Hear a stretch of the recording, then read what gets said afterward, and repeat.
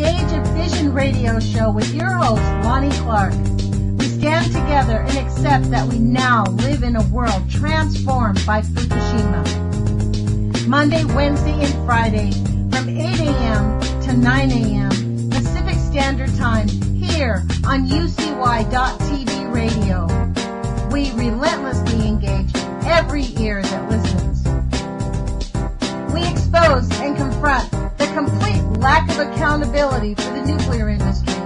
Consider social engineering programs who view our bodies, minds, and souls as assets on a balance sheet. We discuss vital current issues, interview activists, and engage our audience in an effort to allow all voices to be heard. The Age of Vision radio show creates a venue that all will choose. We encourage our listeners to reclaim their power and their courage to take action and save our planet from the ravages of greed and indifference. Our actions matter. Every voice matters. We remind our listeners that happiness is resistance.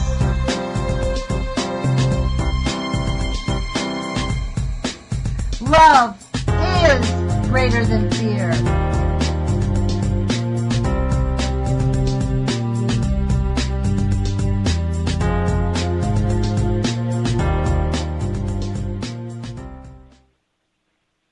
Good morning, UCY.TV radio listeners. This is Lonnie Clark with the Age of Fission radio show.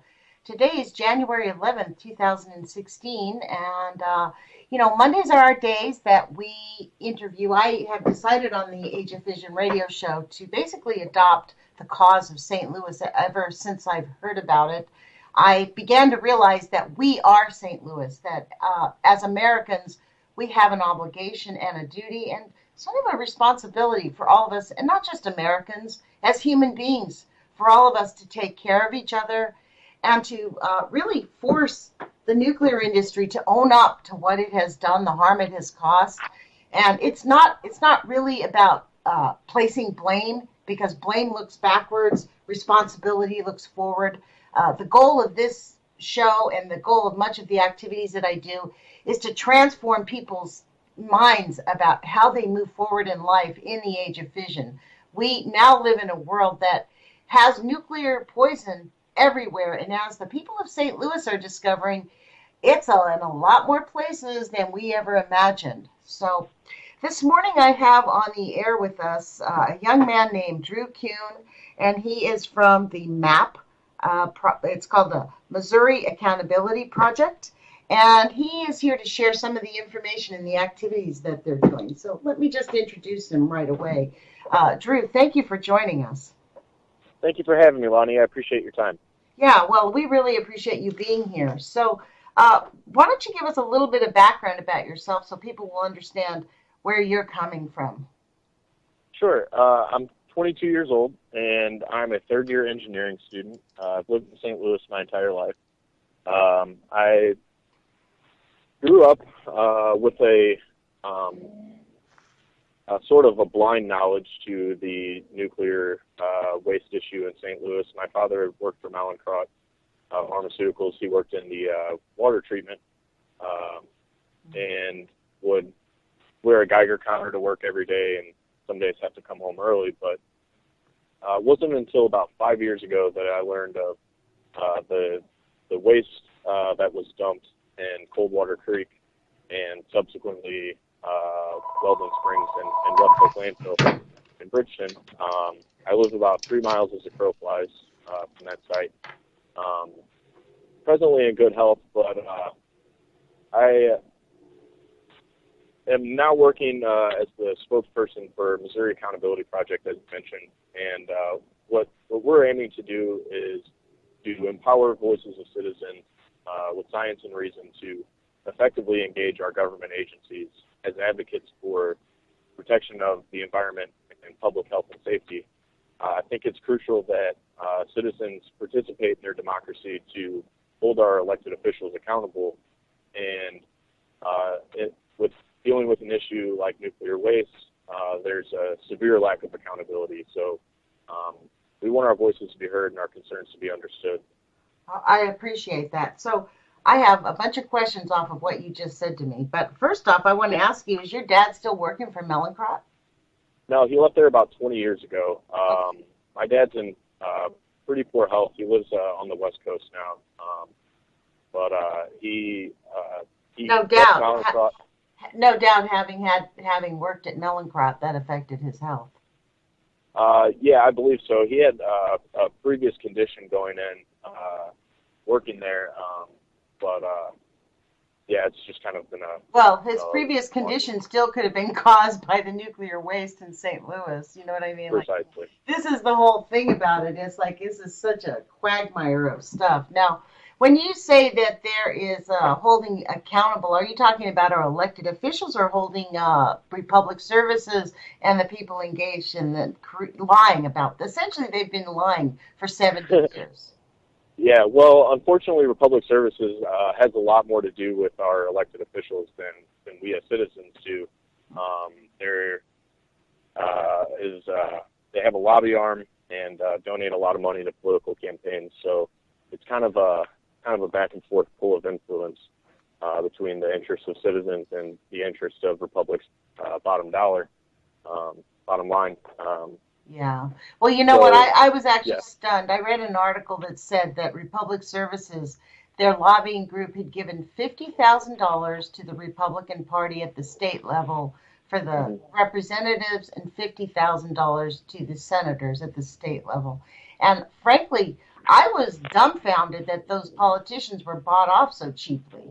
I mean, it's not like that's not a lot of money. That's not a no, lot of money. That's a drop in the bucket. And I was just, I read that article about that woman who was tweeting some negative comments about the St. Louis moms, and her salary, Molly Teekman, yeah, $1,500 a month is her salary.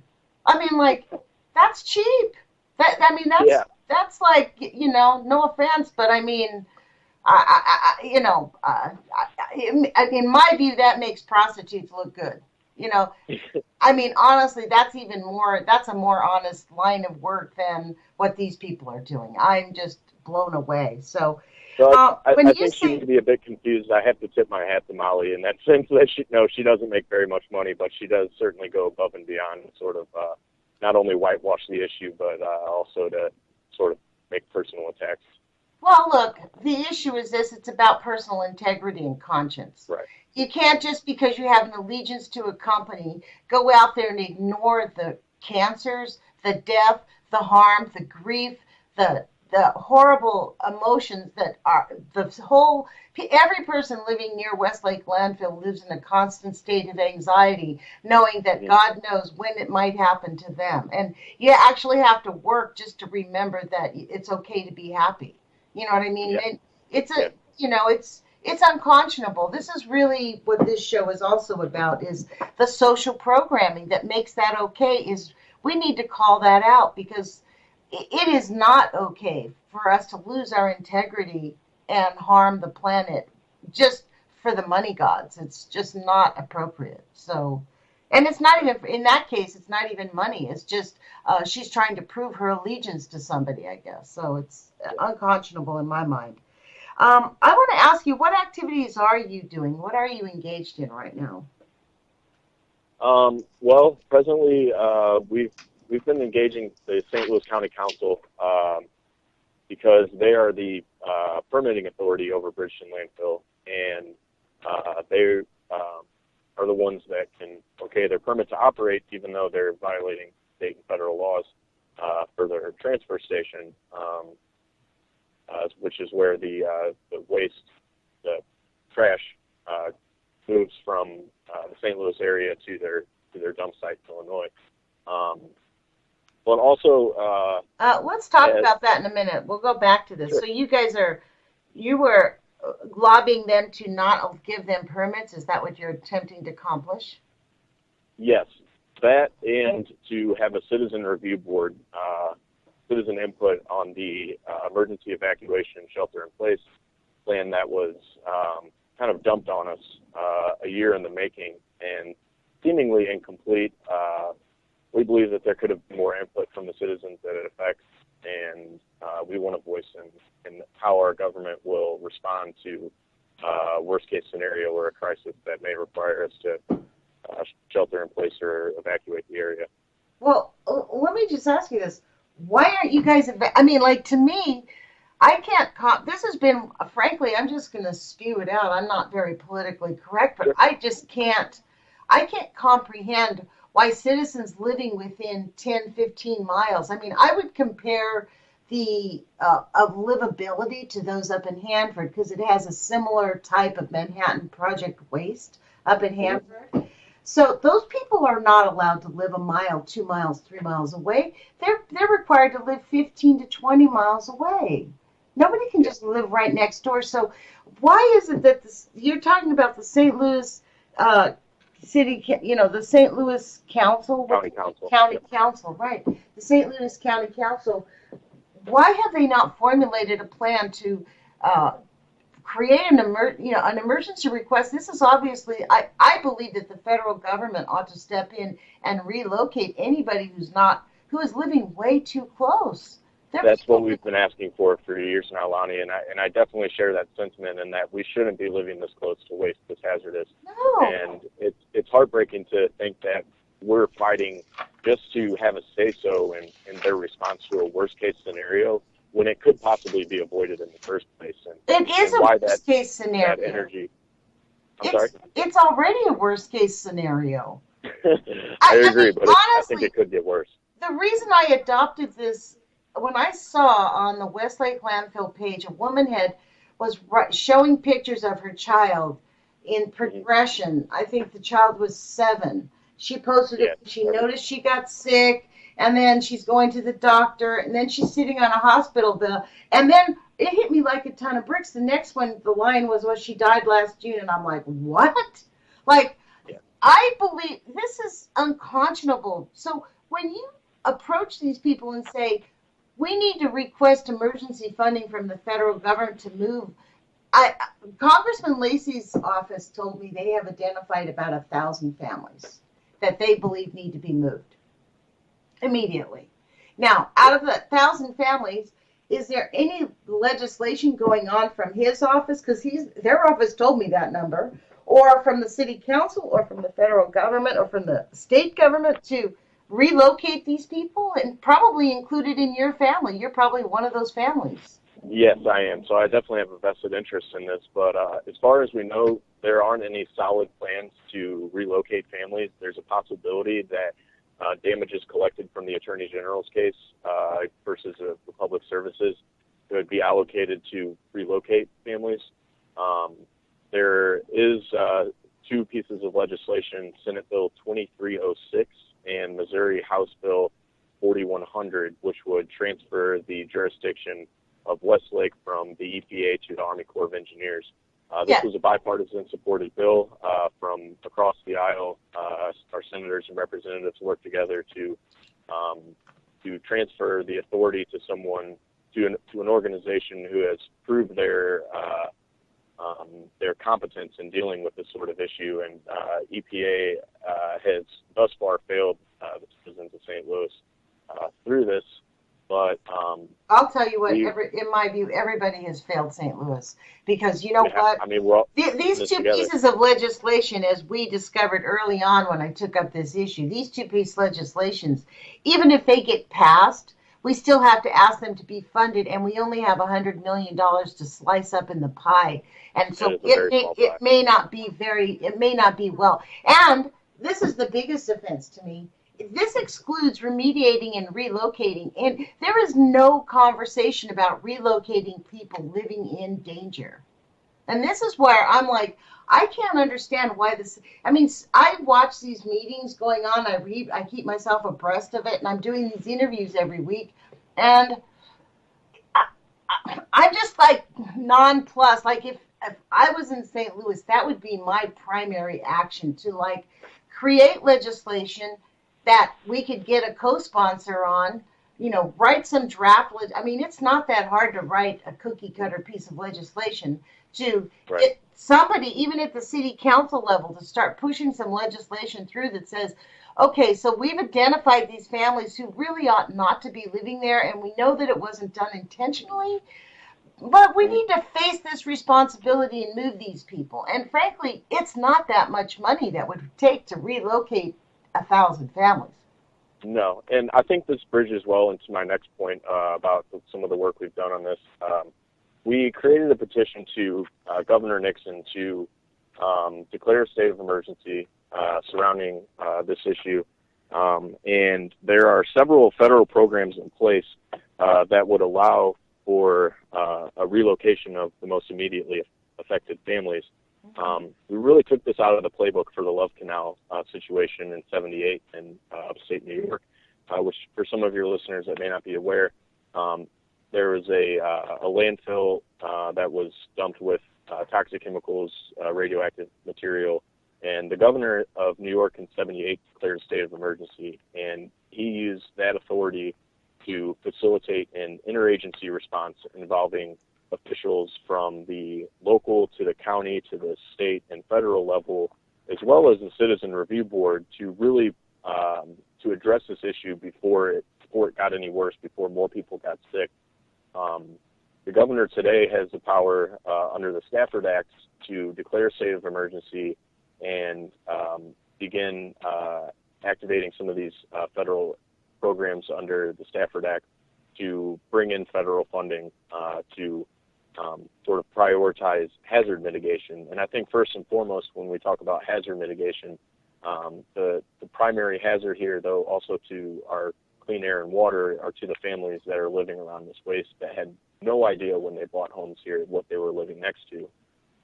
The governor's office, as of late November, early December of 2015, more or less sitting on their hands, waiting for the EPA to come forward with an isolation barrier plan. That isolation barrier did not move forward in 2014 because the radiologically impacted materials had not been adequately characterized in the Southwest Quarry or near the transfer station. But also the design process for that barrier would take at least 18 months. So with something as time sensitive as this, all we got was this beginning of January was an announcement about an announcement that the EPA that they're making this a priority. There's no solid plans. They haven't confirmed the location for this barrier. So I think now is the time when we need to put more pressure on our state and county officials to come together and to work out some sort of solution without having to wait for the EPA to sit on their hands more and work through the bureaucratic process of finding a solution, because they've had quite some time to take care of that. But again, here we are today, and there's still no isolation barrier. The waste is still uncontained. Wow. Well, so you're telling me this much acclaimed isolation barrier that I have heard, I actually I've called elected officials on and off the air, and they have assured me that don't worry, we're building an isolation barrier. We're going to keep the contaminated waste the nuclear waste away from the fire. That barrier takes 18 months to build. Just to design before construction can even What? begin. Yeah, That's that's what. just I mean, let me ask you this, and this is a very blunt question. Are you guys Sure. thinking about organizing sit-ins? Because I think you need bodies. Honestly, Yes, that's an idea that's being worked through right I mean, now, and I you don't want need to say anything until it's official. But yeah, good, because you need bodies sitting in elected officials' offices going, the slow train has got to get faster, because hmm this is the thing this blows me away on every single issue whenever I deal or talk to anybody, even the anti-nuke activists. They're very used to the slow train. Well, it takes time. We actually don't have time. This is actually no, a state of emergency that Governor Nixon needs to address and declare. And the people in St. Louis need to be remediated and moved immediately, because my understanding is that fire's headed towards the nuclear waste, and it will take no more than 3 or 4 months to hit there. Am I incorrect on that? well, the time frame is uncertain. However, the Yeah. highest temperatures recorded are actually near the cooling loop in the neck between the north and south quarries. And that's where originally the EPA wanted to build their isolation barrier, was in the neck. And again, they couldn't move forward because they couldn't find a clean line. They couldn't find anywhere that wasn't contaminated. So between the neck and farther north in the North Quarry, I'm still unsure where they think they'll be able to build this thing, but it doesn't look hopeful. Well, do you guys have anybody out there independent of the government looking at this waste site? Yes. Dr. Robert Alvarez, he's working on a newer report that's being peer-reviewed, but in 2013 he published a study on Westlake, which you can pretty easily find by searching Robert Alvarez Westlake study 2013. And that really outlines the severity of the waste that's in Westlake. And interesting note about that, the largest quantity of waste that's in Westlake is thorium-230, which was processed by Mallinckrodt, but was actually not a contract through the federal government, from my understanding. That was another separate project that Mallinckrodt had worked on, but it was all dumped in the same location. Thorium-230, for your listeners that may not be aware, it's about 60,000 times more radioactive than uranium, from what Robert Alvarez has published.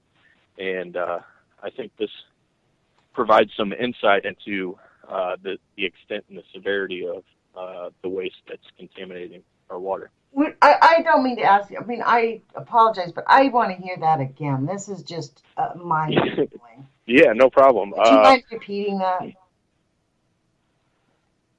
Thorium-230, which is a radioactive isotope of uranium, it's actually 60,000, 6 with 4 zeros, times more radioactive than uranium.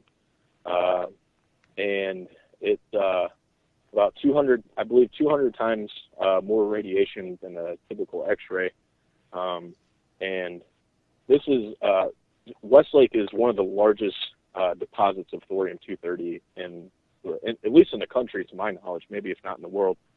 So this is the bulk of the thorium-230 creates the bulk of the waste at Westlake, along with uranium and radium-260 and other plutonium, all the other usual horrible stuff.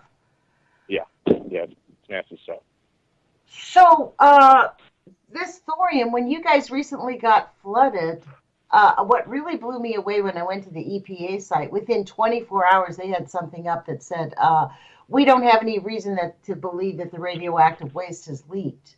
So that thorium, the largest, and you guys have been, this is really one of the most shocking parts, and maybe this is why Louisiana is like the cancer capital of the world, because it's downriver of Missouri and St. Louis. But every time you get flooded, this is the largest deposit of thorium in the world, you just said? Yes, and it sits in a major Missouri River floodplain. So the environmental factors that you have to consider are certainly the flooding that goes on, as we were able to see this winter with some of the largest recorded floods since '93. See, this is exactly that fact alone is why I believe that Governor Nixon will not declare a state of emergency. They are resisting it because once they agree to any liability at all, I mean, this thing is so much. The one thing I do know from my self-studies of how the nuclear industry runs, I read, in fact, on my YouTube channel, I read the books by Dr. John Goffman. I've read 2 books now. And the book that I've recently reading is called Poison Power. It was a big seller in the 70s. It was the case against nuclear power, which obviously got ignored.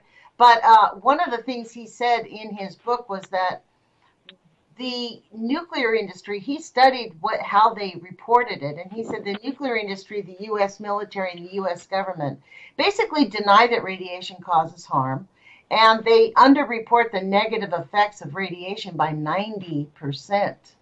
So they're sticking to that story, it sounds like. They're totally in complete denial that anything is happening. And this is where I believe we really need to push with our bodies. I mean, we're like we're like bees. If you get one bee sting, you're not going to be that hurt. But if you get a swarm of bees, it can knock you down and cause you severe harm. That's what we need. Certainly, This that's is how why it I numbers. say we really do need. I mean, Americans need to wake up that we have really literally been lab rats for the nuclear industry, and it's Hmm. it's time for this to end. The comments that you've made to me this morning are just like beyond shocking. I mean, so why don't you go on? Because I'm sitting here in a state of disbelief that you guys have to actually live through this. And honestly, my hat's off to you for the courage that you have for taking this issue up at such a young age. So, um, besides talking to the city council, is MAP involved in any other projects? Yeah, we're working on getting setting up film screenings of the first secret city and the safe side of the fence for other areas and neighborhoods in St. Louis that may Say not be that aware again. of The this. first secret city. The first secret city and the safe side of the fence, which are about some of the nuclear issues in St. Louis. And How long um, have they been? Who made those films, and where do they come from? they were both aired at film festivals here in St. Louis, Tivoli. Um, Wow, really? I don't have the names The of details of the all of film that. producers right on hand, but That's okay. um, You don't need they to. were shown here. So we're working on screenings, and I know that there are a few more screenings coming up that are also independently organized. One is at the Pear Theater on Manchester. And you can find more details and information about that on the Westlake landfill page. And we'll also be posting about those screenings on the Missouri Accountability Facebook page, which you can find just by searching Missouri Accountability Project. Um, Now, are you guys doing any kind of an outreach to the people in St. Louis, like to get more people actually yep. aware that this is something that needs to be taken care of more urgently than slowly? Yes, I'm glad you asked me that. We worked with a very talented young graphic designer to put together an informational flyer, two-sided, that really kind of breaks down the history of these sites, and what they can do as citizens to engage their officials and involve with the community. And we are going to canvass those out on January 24th. So if you're interested in that information, again, you can visit our Facebook page at Missouri Accountability Project. So you have a Facebook page called the Missouri Accountability Project. Yes. Okay. Are they all? It's all connected ability project. It's all spelled out. Okay. I haven't seen that page, so I will go to it and I will like it. But this idea. I mean, this unfortunately, the people of St. Louis really only found out about this nuclear waste by accident because of the fire. I mean, Yeah. it's not like anybody in government said, "Hey, by the way, we've discovered you're living right next door to a nuclear waste dump site." You know what I mean? They all just sort of calladito kept their mouth shut and walked on. And essentially, that's kind of what they're doing now. Like you talk to me, you guys are talking to the St. Louis County Council about stopping the permits or creating changes in permits, but there's no legislation like this state of emergency to get people relocated. To me, I think that, I mean, as far as how they handle the waste, that's a second project. That should be number two, not number one. These two pieces of legislation going through the Senate and the House, those are, I mean, and in fact, as Congressman Lacey's office basically explained, even when they get passed, and it looks like they will easily get passed inside committee, it's going to be a rubber stamp paperwork issue. Mm-hmm. The big Yep. issue is the funding, and none of it's going to happen quickly. It's all in the budget, and they treat this as if it's like, let's go get a haircut. I mean, I mean, I'm just frankly nonplussed by the lack of urgency on this issue from every elected official who, frankly, even live in St. Louis. I mean, the only one that I've heard who had a real, true, honest sense of urgency was Representative Nadal, Chappelle Nadal. I mean, she's done some outstanding work. That's what I think. Nadine Yeah, Chappelle I, Nadal. I agree, and I do think that this issue is more urgent than people might think. We've had more than one fire break out in Bridgeton and Westlake landfill. The first that was known by the EPA was in 1992, and it was actually in pockets of the North Quarry where the waste was dumped. And even then, they deemed that it wasn't a threat to mitigate for human health. No harm to human health. Right? Right. And that's their phrase, no harm to human. You know, Dr. John Goffman in his book, this is the analogy he made about how the nuclear industry really runs the program, is that he made this analogy of if there's 1,000 people in a stadium and the lights accidentally go off for 10 minutes, and during that 10 minutes, somebody is stabbed and murdered. And when the lights come back out on, they would say, well, nobody got murdered because we didn't see it. That's exactly what they're doing. Nuclear waste isn't something you can see with your eyes. I mean, it's one of those things where it's a hidden. I would call it more of like a dragon almost, because it's sort of, it transforms and it changes, and it changes not just in state, but it also changes your DNA. It changes your physiology, and it makes you sick over a long period of time. And I think this is one of the issues that we've really had to deal with on a legislative level, and for families too that are suffering, that can't necessarily correlate their illnesses with radiological contamination, even though where you see this contamination, you'll see higher levels of cancers, rare forms of leukemia, immunodiseases, thyroid problems, breast cancer, schizophrenia, diabetes. I'm sorry.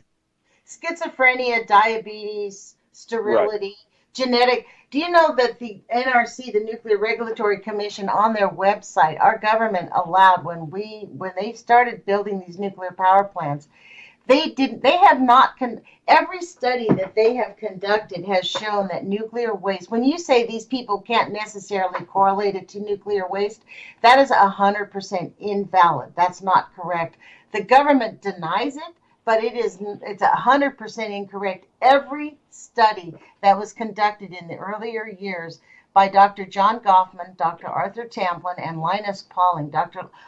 Linus Pauling actually won a Nobel Peace Prize for his work showing how damaging nuclear radiation is to babies in utero. And every study they showed was that nuclear waste causes harm to human health. There is no safe level. The government picked a number out of the hat because they said, and I actually read an article about this by Dr. Alvin Weinberg, who was a pro-nuclear proponent in the 50s and 70s. He gave a speech in which he called themselves the nuclear priesthood. They recognized the severity of the damage that it could cause, and they said, well, Americans we're now in a Faustian agreement with the nuclear industry, because it is our responsibility to protect the planet from here into infinity. I mean, it's unconscionable that they actually even know how much harm it is. But let me get back to this. Most people are not aware that the government standard, which actually has been raised since Fukushima by exponential amounts, but the amount of level of harm, the government decided when they went into this, it said, we know for a fact that for every 2 rads of radiation in the air for a population of 2 million, we are going to see 32,000 extra cancers and leukemias, and we are going to see 225,000 birth defects. Those studies are in Dr. John Goffman's books. He has several books in which those actual scientific studies are, you can see the information. Unfortunately, because of the way the scientific community has been co-opted by the nuclear industry, even students cannot access those earlier documents. It's very difficult when you start going and looking for research. It's all been suppressed because the catastrophic, we're just talking economics here. If they were to really own up to the damage that they've caused, my guess is that the fire at Bridgeton, or it's Bridgeton, right, where the fire is? Yeah. My guess would be is they know that the waste has spread so far beyond. That's why they're dragging their legs. That's why they can't find a place to start the wall, because it's too out of. You guys get flooded. Let's just think about it. It's spread just everywhere. Anybody, a kindergarten, put some paint down on a piece of paper and pours water on it, sees exactly what happens with the process. We're not children anymore. And it is time for our government to stop acting like teenagers who got caught stealing the car. I mean, they really do need to own this. Right, and maybe I misspoke, but it's more difficult to confirm the correlation because a lot of people necessarily don't know about the contamination that's in their area, so they don't necessarily get screenings and begin that process of. Exactly, and the other thing is we live in a transit society. People grow up and move away, and the harm was done to them in utero and in childhood, and so it takes And when, for example, somebody has schizophrenia, it has typically not been diagnosed as related to nuclear waste. But we know for a fact from John Goffman's studies that there is a much higher incidence of schizophrenia among people who have been exposed to nuclear waste. We know the same. Interesting. Yes. I'd be very curious to look into some of that research. Again, I'm 22 years old and I've only been on this for about 5 years, but that's there's a lot that I understand that can be learned from this from some of the years of the decades of research that's been done, and it's just a matter of whether or not I think you're aware of it, and whether or not it's something that's immediate for you, that's personal, or that affects you. And I think that at least with my experience in St. Louis and what I've seen is some people don't want to know that they've been poisoned, or that their government isn't necessarily looking out for their best interest, and kind of. That's 100% true. That's 100% true. People do, and I think it's because they feel like there is really nothing they can do about it. Like, okay, so right. I mean, and even if we face this, like we look at what's going on in St. Louis, it's kind of like what my daughter said to me. We live on the West Coast, and the radiation rates, I mean, I don't know if you're aware of it, many people are not, but Fukushima basically has a nuclear volcano still spewing out radiation and nuclear waste into the air. The radiation levels on the West Coast are off the charts. Fukushima is not a done deal. And I've been very concerned with my own children, and, there's things that are happening to family members, like my granddaughter has this kind of strange autoimmune disease. Like she's got this like little thing that's gone on. It's a rare autoimmune virus. And I was like, my daughter got very upset when I said, well, maybe that's from Fukushima. She was very upset. My own child was very upset, did not even want me to talk to her about it. So I cannot imagine what it would be like to live in St. Louis where you guys know that it's there. And really, we have a government who is just they're just refusing to help. Has anybody at the governor's office given you any valid reason or any response to, I read an article that said there was over 12,000 signatures. That was probably, you guys did this, 12,000 signatures. I co-wrote that petition. There's almost 13,000, but wow. They're, like I said earlier in the interview, they're really sitting on their hands because they were waiting for the EPA to come out with plans for an isolation barrier, and they have but that full trust.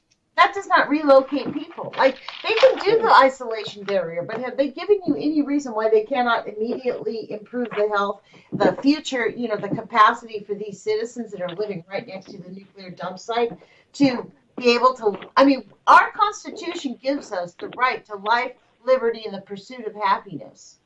That is not available to the citizens of St. Louis as long as they're living right next door to a nuclear dump site. You're preaching to the libertarian choir here. I certainly agree with that sentiment. No, I haven't seen any good reason why they can't. Have they told you any reason? Has Governor Nixon's office told you any good reason why they won't? It's been silence. I've spoken with some members of the senior staff, and again, they recognize that there's an issue here, but they don't necessarily see it as a problem because. In a sense, it's like, well, it's not really my problem. They don't see it as their problem. They see it as, another agency's responsibility. They see it as something that's not, they don't think that will affect their families in some way or another.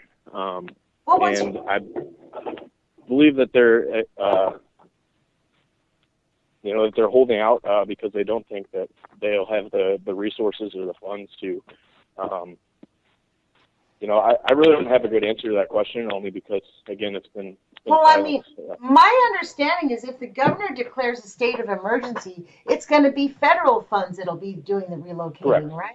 Yes. So why, I mean, what is it that the governor refuses to declare a state of emergency to protect the people of St. Louis when it is not going to cost the state of Missouri one dime? Why does he Well, refuse to give it would government? cost about 25% under the Stafford Act, but those, again, that would be reimbursed. My personal theory, and again, this is only my opinion, this isn't fact, but I think maybe the governor doesn't want to be the one to pull the fire alarm, basically, and blow the whistle on this. But the whistle's been blown. Hello, we have dead children dropping off like flies. We have children dropping off like flies right now. I mean, it makes me angry.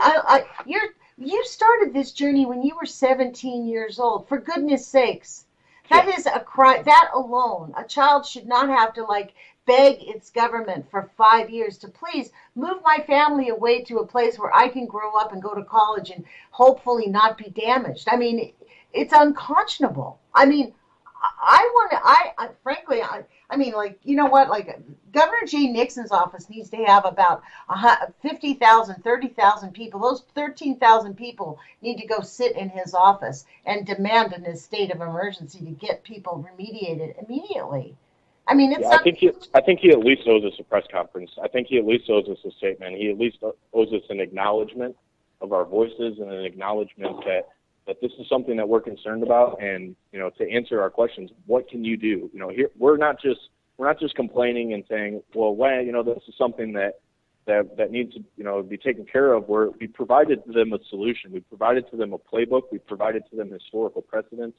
We said here's a possible solution. Now, what can you do to work with us as citizens to use your authority in the interest of our health and safety to provide some level of assistance, or to work together with us to be part of the solution rather than to be part of the problem by staying silent on this issue.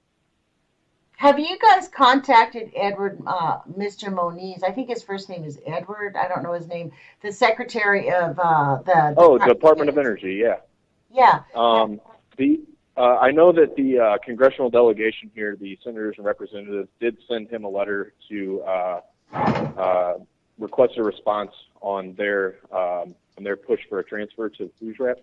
To my knowledge, they haven't given a response yet, but in that letter, they acknowledged that this is a sensitive issue because the Department of Energy is a partially responsible party, and part of this is their waste, but I think that's also been one of the reasons why they've stayed silent on it, because they have a vested interest in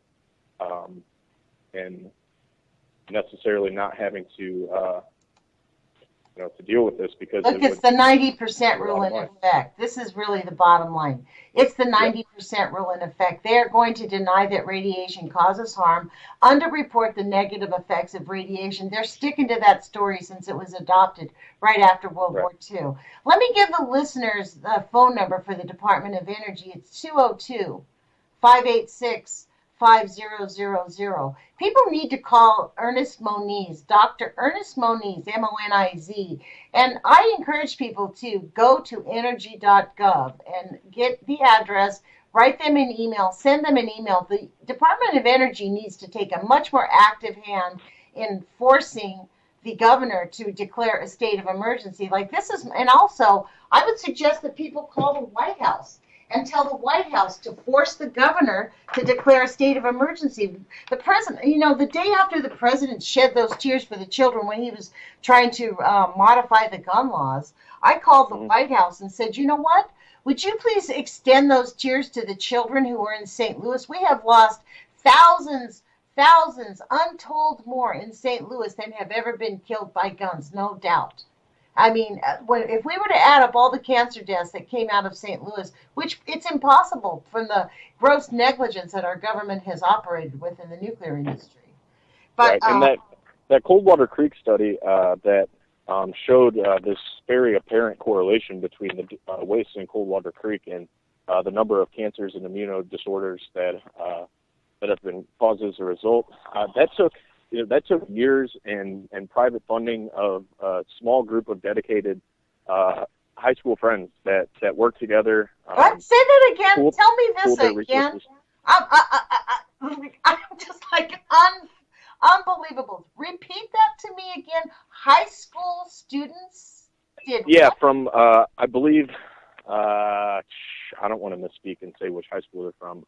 From a high school in North County. They noticed a couple years, some time after they had graduated that they and some of their children and people that they had graduated with had all these rare types of cancers and immune disorders, and started putting together research and creating the study and these maps to show that people living around Coldwater Creek had in fact been affected by the waste that was haphazardly dumped there. I interviewed and again, Kim. that was Kim. Yeah, Kim was one of the. She called me up. She called me up and was discussing that and how it came about because they had moved about. No one even thought about it until they became friends, and they all started noticing that they all had similar illnesses. And because they were well educated, they created some scientific studies, their own personal surveys, not true scientific studies, but little surveys of where the diseases were. But look, this whole thing, we can document, but we already know the harm it's causing. And this is why I'm like jumping up and down, like I cannot believe that Governor Jay Nixon. Now, when you said you talked to some staff members, what did you call them? High-level staff members or something like that? Senior staff. Senior staff. I talked with Harry Bezoyan, who's the senior policy director under Governor Nixon. He was actually just transferred into that position after Peter Laskowski was transferred out to, I believe, Department of Health and Senior Services or somewhere. Department of Health. Ironic. Yeah. So Harry came from Department of Natural Resources. He has more of a working knowledge of the site, and we were able to agree again on some more of the scientific aspects in regards to Bridgeton landfill, but because we're both essentially looking at the same information. But again, he was pretty inconclusive in that meeting. Well, let me ask whether or not. What is the reason why they are not declaring a state of emergency? That's the question. I think you guys need to really drill home on that one. Because they do not see it as a problem. They do not see what as a problem? The deaths of children? They do not see the combination of a subsurface smoldering event and radioactively contaminated materials intermingling as a threat to human health and safety. And based on what science? I don't agree with that, but based on what science do they have? What scientific studies are they proving or showing that that's not done? I can't speak directly to that. I imagine it's a combination of reports from the Department of Natural Resources, EPA, and the Public Services. Look, this is one of the things that people need to do. They really need to start demanding to see, because I guarantee you there are no scientific studies. There are none. They're just saying it because that's what they're told. And so, I mean, honestly, this is just such an outrage that they're just saying, oh, the emperor has no clothes. I mean, doctor, you definitely need to get, there's a lot of science. In fact, you kind of have a science mind. You could probably read it. There are some really great books that Dr. John Goffman wrote that are scientific, the studies of low-level radiation in human health. You could find it on even Amazon or abesbooks.com.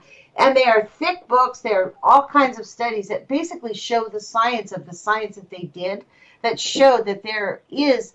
And these are things that our government has chosen to ignore. It's the 90% rule, like John Goffman said. But we have had 70 years of lies to the point where now cancer is on an epidemic in our country. And in fact, they're actually beginning to tell us that we're getting cancer for reasons other, this is in fact part of the interesting thing. John Goffman outlined this also. If there is any other reason that a person can be getting cancer or any other disease when they're exposed to two separate elements that might cause cancer, the cause of nuclear radiation causing or exacerbating that issue is summarily ignored and taken off the table. So the denial of the nuclear industry is literally killing the planet. And it is going to take us to be a pack of bees to go sit in their offices and demand that we get immediate. I mean, like, they can deny that it's causing harm, but they're not showing you any scientific studies. I mean, I'm kind of blown away. Oh, wow, you guys, I think we just lost him. Let me see if I can find him again. Hold on. Let me see. Let me see if I can plug his number right back in, and I'll give him a call right back. We dropped the call with Drew. I have no idea what happened, but let me give him a call back. Hold on. We're at 8:50, so we've only got about 8 more minutes to talk to this young man. What a brilliant young man. Wow. He can pick up. His phone didn't die.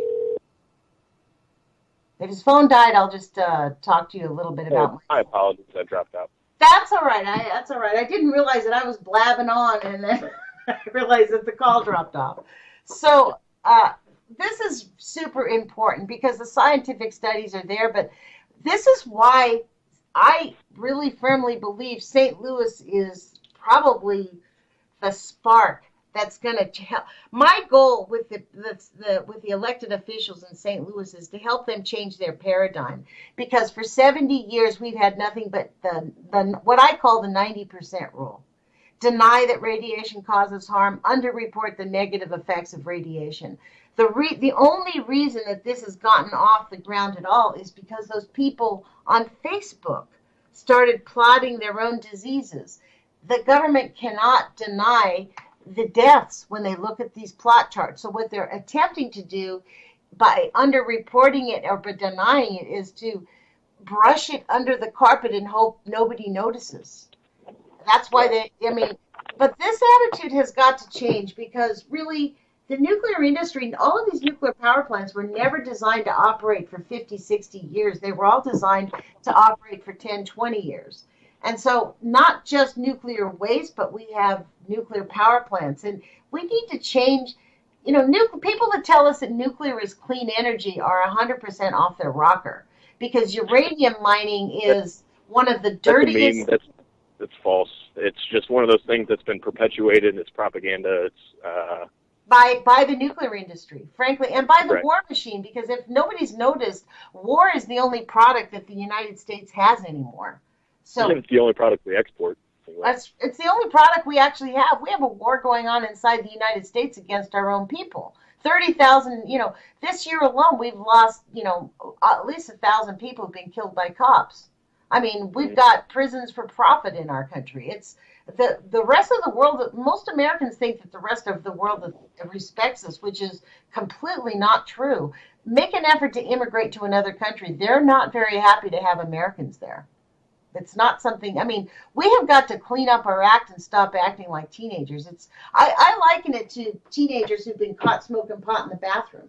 You know what I mean? Like, they're like, I didn't do it. Like, what? Not me. Great metaphor.